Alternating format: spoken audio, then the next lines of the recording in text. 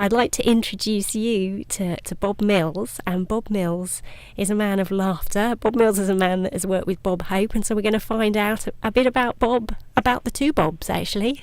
Hi there, Bob.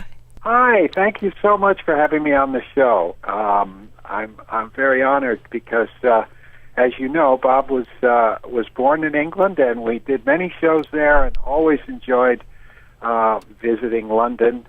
I feel very close to the British people, and so this should be a lot of fun, and I appreciate you having me on. You've just launched a book, The Laugh Makers. Anything to do with laughter and bringing joy and happiness to people and hope is something that's very close to my heart, and this radio station is called Hope FM, so it's very apt, I think, that we're talking to you. Oh, great. Well, yeah, the genesis of the book was I knew when I was working for Bob Hope as a scriptwriter between about 1977, I went to work for him in August of 77, to actually the end of his television career in the early 90s, about 92. And during all that time, I knew I was involved in history being made, show business, because I could see it was the last of an era where we worked with a lot of vaudevillians and people who had come through radio, and of course they don't have any of that today, and so the entertainment scene has changed drastically. But at the time I knew that I was in on something very important and interesting, so I paid attention, and I kept copies of all of the shows that I worked on for Bob Hope, 85 television specials, and that's a lot of material, about 125 hours. So I had there a lot of memory joggers. I could actually look at a show that I had done, 5 or 6 years before, and remember very clearly what was happening at the time and stories that occurred around those shows. So I put together a series of shipboard lectures. My wife Shelley and I sailed between about 1999 and 2005 all over the world, giving talks and showing short clips from these shows. So are you a funny person, Bob? Well, yeah, I'm a class clown. You have class clowns in England, kind of. Can I say smartass on the radio? That's what I. That's you.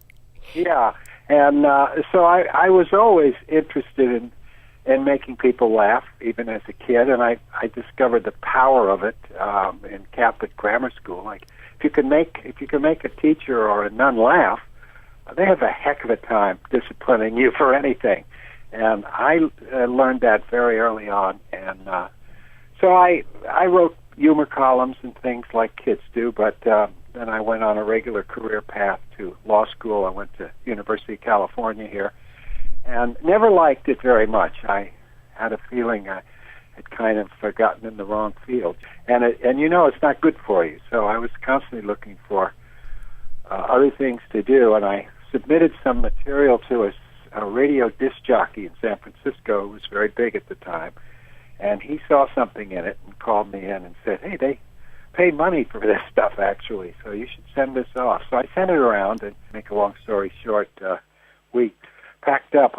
We lived in a suburb of San Francisco called Los Gatos. It's by San Jose, and I worked in Palo Alto, which later became Silicon Valley.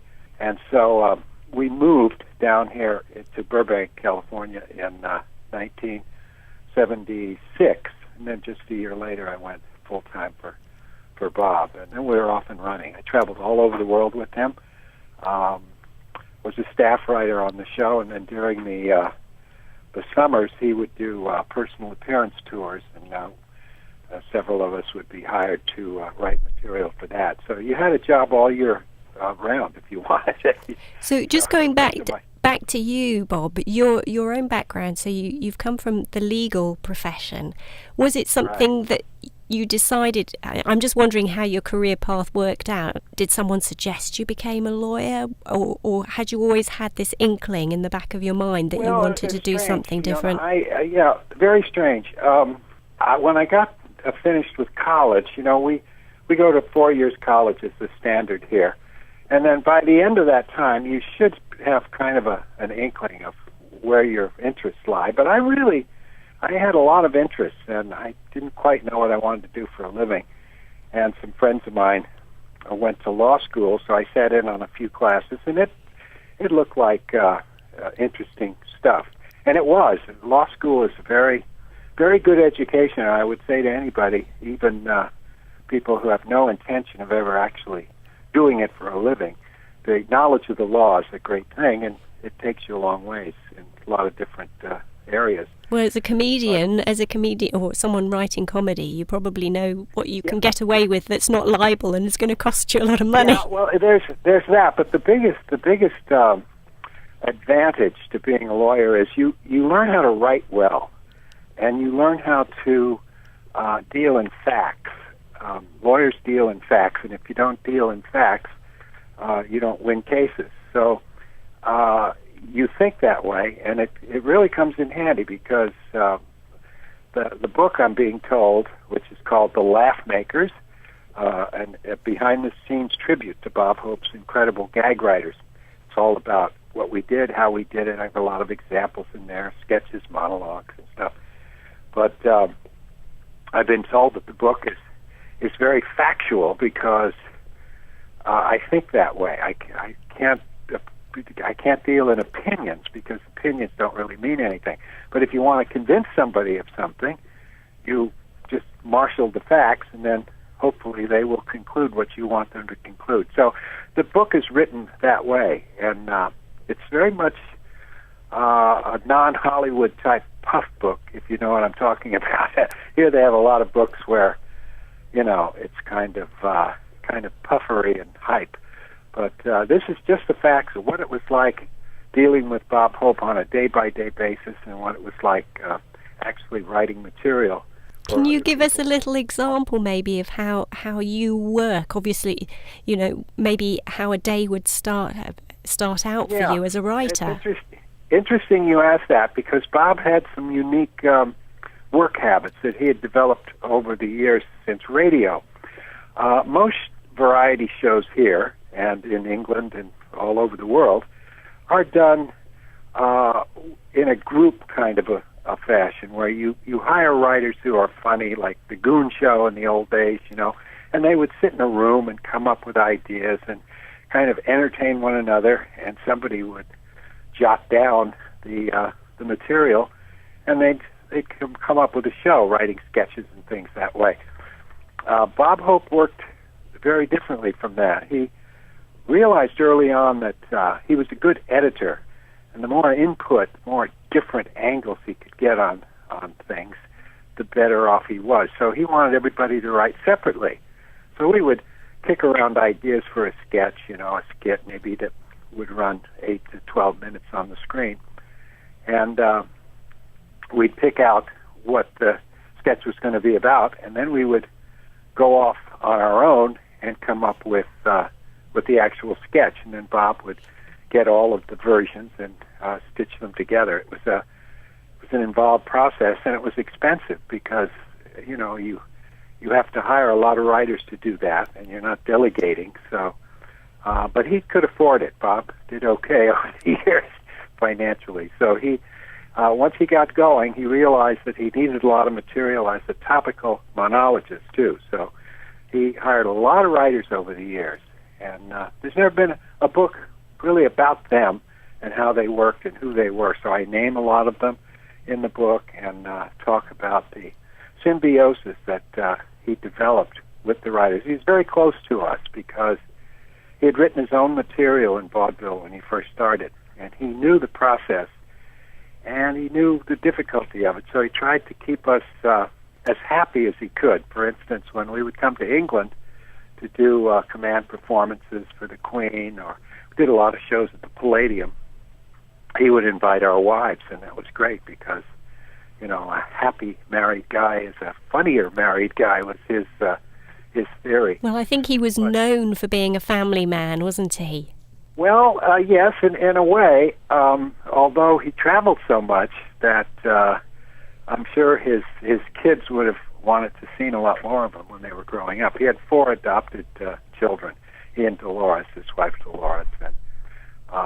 But he was a very nice man to work for that reason, that when I do my shipboard talks, I tell the audience that the feeling was that we were like the geese that lay the golden eggs, and I said, believe me, folks, I have laid a few eggs in my day, and I get a little laugh at that. But that's the way he worked, and he considered writers very important to him, and also publicity men. He had PR people all over the country, constantly getting his name out there, because that's what it takes.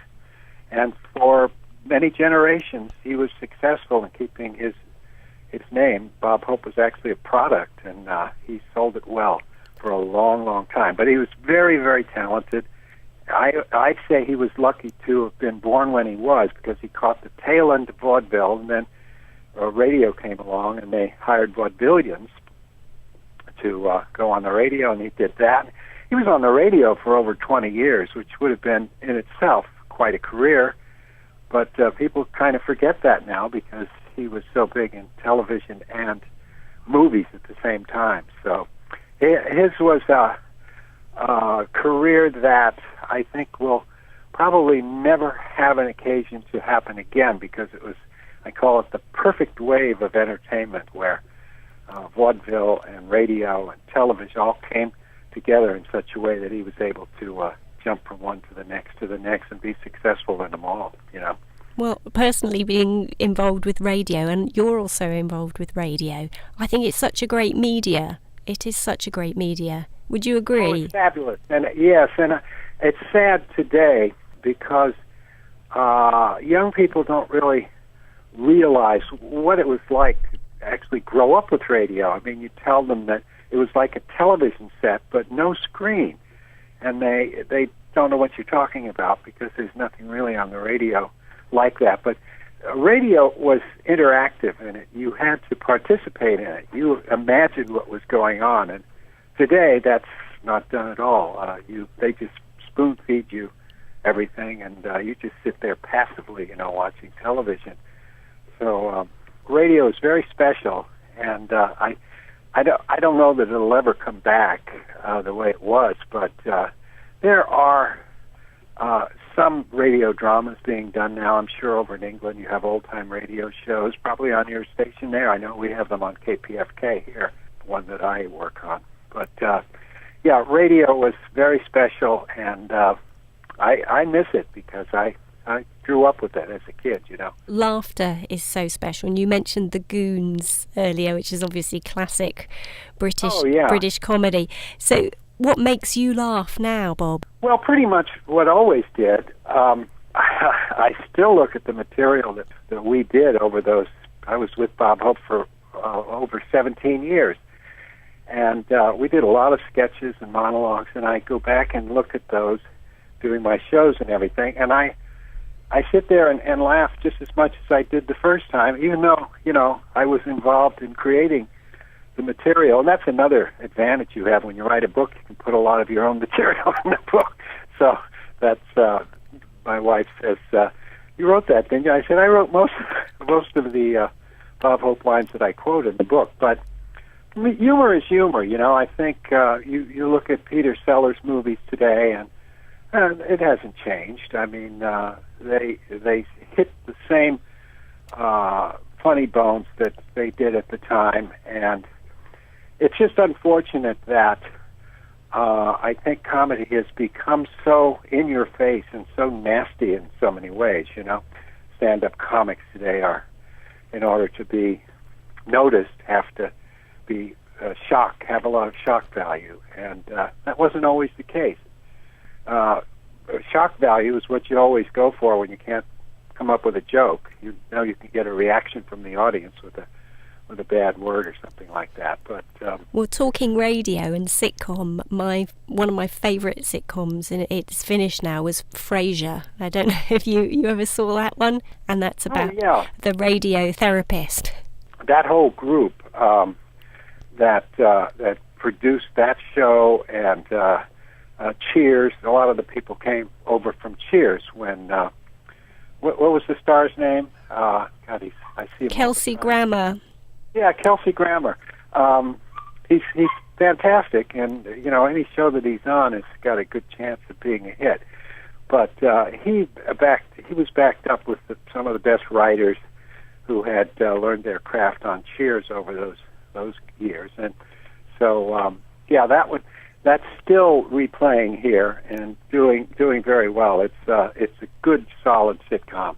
I'd love to sit with the team of writers, for a week or something and just see how they do it. Coming back to you working in this collaborative of writers, I'm sure there must be a real energy when you all get going and fire ideas off one another. It was kind of a feeling of let's put on a show in the barn, I'll get the barn. My dad knows Paul Whiteman, and we'll have music, and it was kind of like that. And we would sit around talking about an upcoming special, and Bob would just say to us, "What should we do?" And then we could come up with any ideas that occurred to us, So one day I said, "Why don't we do a sketch about the National Football League?" They never had a female commissioner, still haven't. But I suggested that we do a sketch about that.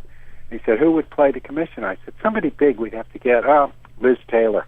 He says to the manager, Elliot Kozak, "Get Liz on the phone." He had everybody's number. He could just call them with one call and get them. And so he signed Liz Taylor to play us in a sketch where she did play the first commissioner at the NFL. But that's the kind of creative input we had. Anything that we came up with was possible because Bob just knew everybody. We could get presidents, just on the drop of the hat. I have a story in the book. We were doing a special in Pope Air Force Base in Fayetteville, North Carolina. And Bob, I still remember, was reading the paper one morning. We were going to tape this in the afternoon in front of about 4,000 soldiers and airmen there. And he says to the producer, "I see where President Ronald Reagan is giving the commencement address this morning at the University of Georgia. That's near here. Why don't we call and see if he could drop in?" Because we were at an air base and they could land there. So the producer called, and they patched through the call to Reagan's plane because Hope knew him very well. And I could hear Hope on the phone talking to him. "Ron, yes, we're doing a birthday show here. It'd be great if you could come down. I'll have the boys bang out a couple of lines, and we can talk a little bit, and then you get back on the plane and leave."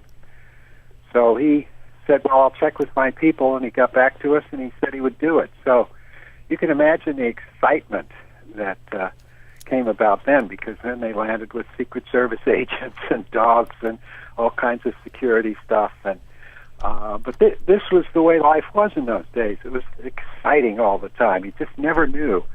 Excitement would reign, and Bob loved excitement himself, so he went out of his way to create it, and to be along with him was really a privilege.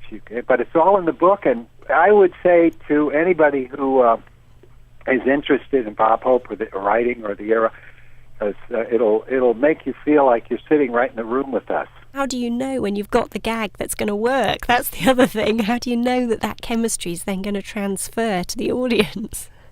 Well, it's like anything else. It's not a science, but you do get good at it after a while just by trial and error. You kind of have an inkling what will work and what won't. That's what you're getting paid to do. As good as you write a line and as solid as it is, and you think it's going to get a big laugh, you can be surprised. And Hope was surprised himself a few times. He'd be doing his monologue, and he'd get no laugh on a line, and he'd say, "Gee, I thought that was going to be a biggie." Then he'd get a big laugh on that. But even he couldn't call them every single time. But if you have it in your bones how to get to people's funny bones, you can do it just by a lot of trial and error and of course the experience that you had. I began on a show called the Dean Martin Celebrity Roast, which was hosted by Dean Martin, and they taped it up in Las Vegas. And it was a comedy show where we roasted different film and TV stars, And that was good training for me because every guest spoke in a little different way, and we were putting words into other people's mouths that had to appear as though they originated there, as I say in the book. And that's the key to the whole thing. So how many years did this transition take between being a lawyer and being the comedy writer? Because, see, I had been writing columns, and then when I wrote for the disc jockey, I wrote individual lines at first, and he would perform them. And then I thought, boy, if he's doing this, I'll just keep on sending him things. So I kept expanding it until I was sending in whole half-hour bits with a script and everything. So I learned through that how to write dialogue and how to write for the spoken word. People are going to be talking to each other, but funny, with punchlines and setups, punchlines, setups. And just by doing it, that's why I would say anyone interested in comedy, the best way to get started is to just offer to write for dinner speakers, or I'm sure you have Toastmasters over there, organizations like that where people get together and they speak in large groups and they need material, and you can either perform it yourself or just offer to do it for someone else. But then you have the ability to sit back and listen and see what works and what doesn't, and it's like anything else, just experience. The more you do it, the better at it you'll get, and the better at it you get, the more money comes to your house. So that's the way it should work anyway. So now you do narration, I think. If I'm right, you do narration, you do all sorts of things. Do you still write comedy? Do you still write? You've clearly written the book, The Laugh Makers. Right. And I have a couple of blogs. And one of the things, if you're a topical writer, you get used to thinking in those terms. So when I wasn't writing for Bob Hope anymore, I couldn't just turn it off. I read the paper very differently from most people. I'll see the angle in an event and come up with some kind of a line for it. So I launched started out as a newsletter for disc jockeys back in the early '90s, and that's still around, and you can see it on the internet at it was called Bereft on the Left, BEREFT on the Left, and it's now a blog, bereftontheleft.blogspot.com, and I just finished up the week today with the jokes for all this week. Topical monologists just comment on the passing scene with a basis in fact, and then come up with some sort of twist. You make these little quirky connections then, so yes, things that people can relate to. People will say, what is a joke? They ask me. It's one of those things. And it's hard to analyze because it's like trying to dissect a frog. You're going to kill the thing dissecting it. But basically, humor is surprise. People laugh when they're caught by surprise. You come up with a tagline that they don't expect. The more you can think in those terms and come up with relationships that are unique and that not a lot of people will think of.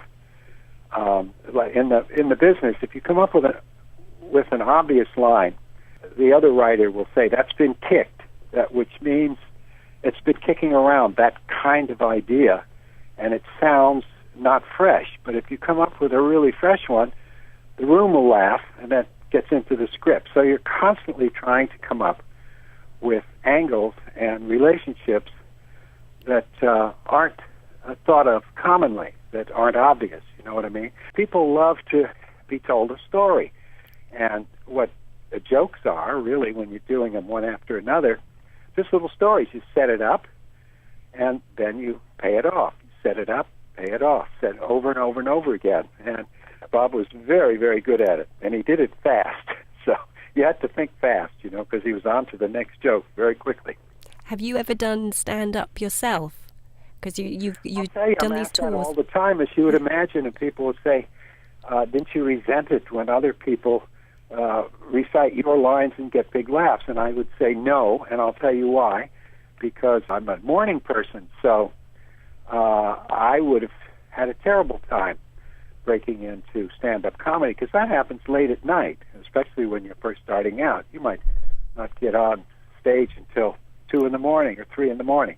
Not my kind of life. Although, at the beginning, when I first moved to Hollywood, I would sell individual lines to stand-up comedians and take them down to the Comedy Store in Hollywood, early, of course, and sell them and then go home. But no, it's not a lifestyle I could have pursued, because nightlife to me is not where it's at. I work in the morning and always have, even as a kid. So I was lucky in a way, because it's a tough way to do comedy, to go into stand-up. But it can be very lucrative if you're good at it, you know. But no, it never appealed to me to do that. Although I do love telling the stories now to big audiences. On the cruise ships, I'll have 400 or 500 people, and I just love to recount all of these stories and see the entertainment value that's still there. And of course, I quote a lot of the material that we wrote in those days. So I'm getting a lot of mileage out of Bob Hope, that's for sure. He's been gone now for like 6 years. He died in 2003, and he's as big here as he ever was. They just released a stamp with Bob Hope's picture on it the other day, and I use it for promotional postcards that I send out for my book. Well, that was good timing then. It was very good timing. He's playing into my hands, because I'll tell you why. Nostalgia is getting very, very big. People are realizing how good they had it in the old days, especially older people who remember television and the era that I worked in, when we were dealing with a lot of ex-vaudevillians, a lot of talented people like Milton Berle and George Burns and Lucille Ball, all gone now. But it was a heady time. It was fabulous, and people will come up to me on the ships and say, "What happened?" And I'll say, "Can you say money?" Because what happened was, gradually, these people, as they died off, there was no vaudeville after the 1920s and 30s. So then you had mostly sitcom stars were stand-up comedians, and the shows became so expensive to produce and so lucrative if you got a good one that accountants started to make creative decisions. And I always say to the audience, have you ever met a real funny accountant? And they all laugh, thinking of their own. And the answer is, of course not. But that's what money will do, because once money is involved, then the bottom line becomes the most important, not whether you're getting the laughs, but whether you're getting out to that demographic, they call it, you know. The advertising people want to reach certain age groups, the prime one being 24 to 36. And after that, it's downhill. And so it just becomes so monetary. And then you get on the screen what you would expect, shows that look a lot like one another, because they're not prone to try different things.